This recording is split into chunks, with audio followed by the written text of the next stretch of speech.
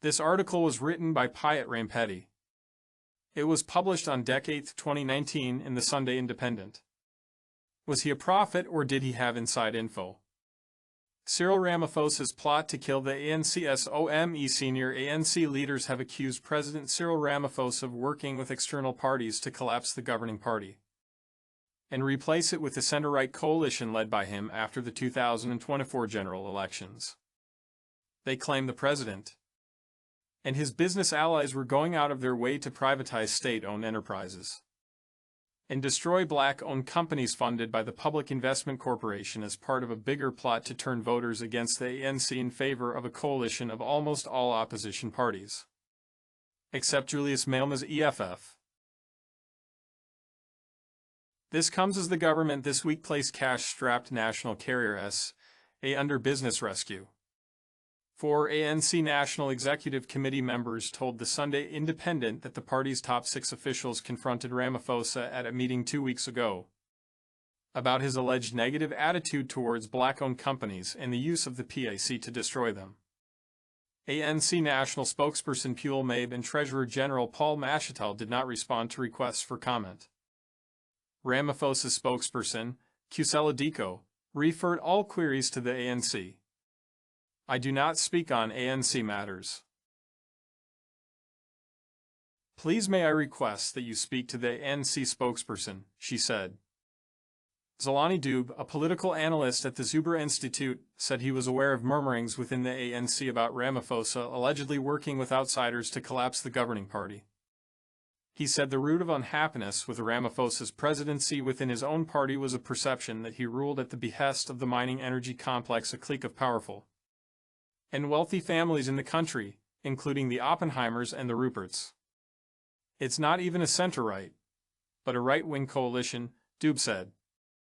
Remember, there was that plan of 2017, where the ruling elites wanted the EFF and all the opposition parties to form the government of coalition. They tested that model in TSH Nelson Mandela Bay and Johannesburg, and they noticed that this coalition was not working for them because the decisions were not made quicker and there was so much confusion, he said. The sources claimed that the plan to kill the ANC entailed the following: sign all long-term Eskom SAA and Transnet contracts this year or by early next year, sell off state assets to pre-selected private partners, put SAA into business rescue, and eventually terminate all its contracts, sell SAA to either Etihad Airways or a European airline, take control of key development finance institutions such as the National Empowerment Fund, the Development Bank of Southern Africa, and the Industrial Development Corporation through allies to redirect funds, starve the ANC of resources by not awarding state contracts to black businesspersons who are its main funders, charge or use state institutions to investigate political opponents to keep them busy with criminal cases and subsequently to financially constrain them, elevate Ramaphosa above the ANC, so that if the ANC lost support, he could emerge as the undisputed leader of a center-right coalition of opposition parties, excluding the EFF. After the 2024 general elections, destroy independent media in the Public Protector's Office, take full control of the media and drive a single and positive narrative about the country and its leaders, and make sure there is no mass-based movement that can challenge the new hegemony. A senior ANC leader, who supported Ramaphosa at Nasrec, accused the president's business allies of pushing him to adopt economic policies that were opposed to those of the governing party. We are selling everything now. By the time we wake up, we would have nothing to show as a country. We will have only Luthuli House, said the NEC member. Another NEC member claimed he was lied to about the economic trajectory. They denied that they planned to sell any SOE. Now they want to destroy Independent and the Public Protector because they have shattered the myth of CR as a corruption buster and his New Dawn administration as the fighters of state capture. ANC sources said Mashatile led the charge against Ramaphosa at a meeting of the party's top 6 officials a fortnight ago. He was supported by Deputy President David Mabuza, Secretary General Ace Magashule and his deputy, Jesse Duarte, they added. Chairperson Guide Mantash is said to have defended Ramaphosa, saying it was unfair to accuse him of using the PIC to destroy black-owned companies because the asset manager had its board and managers who operated independently. Paul is the one who raised the issue, saying the president needed to explain to the top six what was happening because there was a view out there that he has a negative attitude towards black businesses, and that he used the PIC to destroy them. The president said he was not involved with PIC matters at all. Ace, DD and Jesse supported Paul while Guide came to the president's defense, said the source. In recent weeks Magashule and Duarte have been critical of the PIC publicly. Last week, Magashule lambasted the PIC, saying in an opinion piece that there was more to its spurious liquidation application against Sekangelo independent media than meets the eye, because it made very little effort to tackle companies like Steinhoff, which cost it billions. 2 weeks ago, Duarte accused the government's asset manager of targeting Sekangelo. On Thursday, SA appointed business advisor and turnaround specialist Les Matuson as its business rescue practitioner. It received R4 billion from the government after filing for voluntary business rescue, which is an insolvency protection mechanism. Public Enterprises Minister Pravin Gordhan said existing lenders would provide R2 billion while National Treasury would cover the balance. It must be clear that this is not a bailout. This is the provision of financial assistance in order to facilitate a radical restructure of the airline, Gordhan added. Weighing in on the government's decision to place SA under business rescue, Malma this week accused Ramaphosa of trying to sell the public's assets to his friends. Every little thing that we have as South Africans which we are proud of. This man is going to sell them to his white friends and that will be his legacy. Malma said on Gauteng Talk radio station Power FM, adding that other SOEs like Eskom, Dental and Airport Company South Africa awaited the same fate. WITS economics professor Chris Malakane said the government's decision to put SA under business rescue and privatization in general was unlikely to yield positive results because it was a superficial way of dealing with the problem. But the big thing that needs to be done is to unwind the contracts that have locked SA to an unsustainable financial situation, and to review the country's aviation policy to ensure that SA as a national carrier occupies a national space and a national market for it to be sustainable. Malakane said, adding that government officials must also be compelled to use SAA. Is it true that President Ramaphosa is working against his own party, the ANC? Could he be under the energy complex spell? Does he care about the African natives? Please leave your comment below. Do not forget to like, subscribe and turn on the notification bell. The most important person in the world is the storyteller. The storyteller sets the vision, values, and agenda of an entire generation to come. Steve Jobs.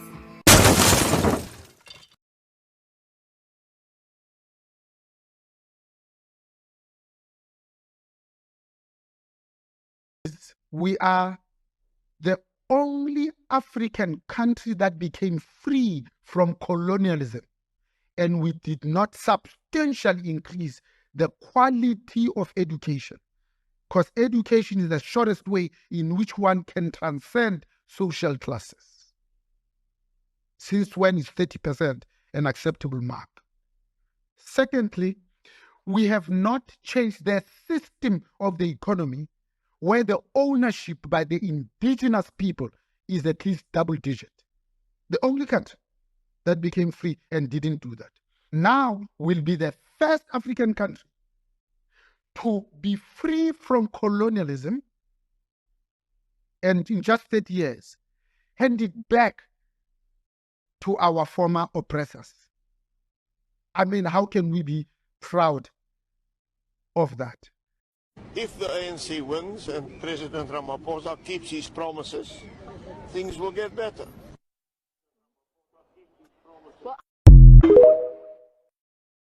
You know, when I saw parliamentarians applaud when they are selling out, I just felt, what is it with us?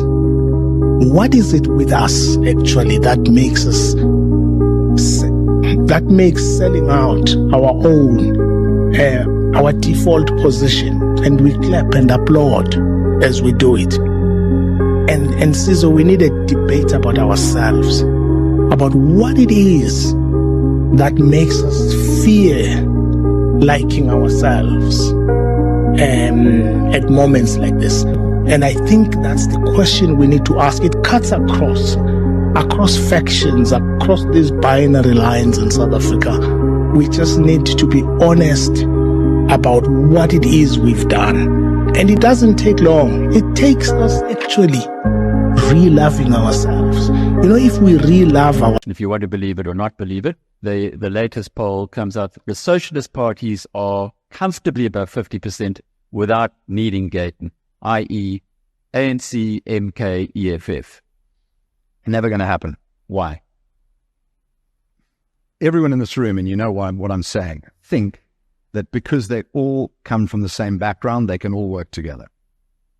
But the hatred of each other in those three is greater than their distaste for us. You know what I'm saying? Zuma has been caught flat-footed. He's the most popular politician by far. He would steam through to 15 to 18%, but he hasn't got enough time. And this is where Cyril played a clever card. By calling, by the way, I said March 22 way back. May 22.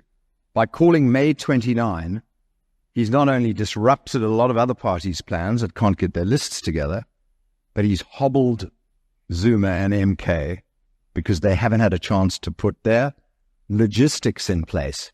And what's an election all about? Busing people to the poll, feeding them on the day, wearing the T-shirts, and having posters up over a reasonably long length of time, which give people a feeling this political party is for real and is for long term. It's as simple as that. And he doesn't have his logistics in place. In fact, all the buses and all the taxis have already been booked by the ANC DA. I'll be speaking to all South Africans, and I'll be addressing a number of questions that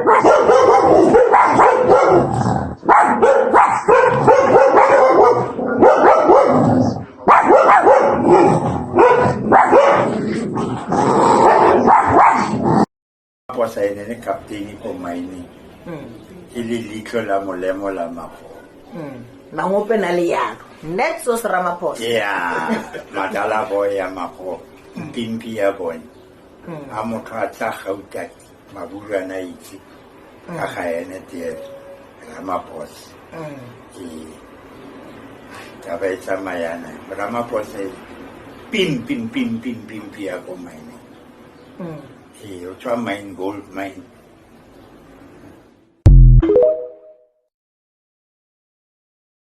On the 8th of December 2019, Sunday Independent broke the story, Cyril Ramaphosa's plot to kill the ANC.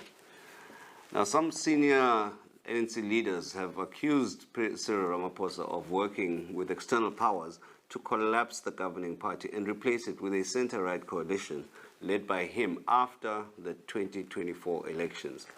And here we are now.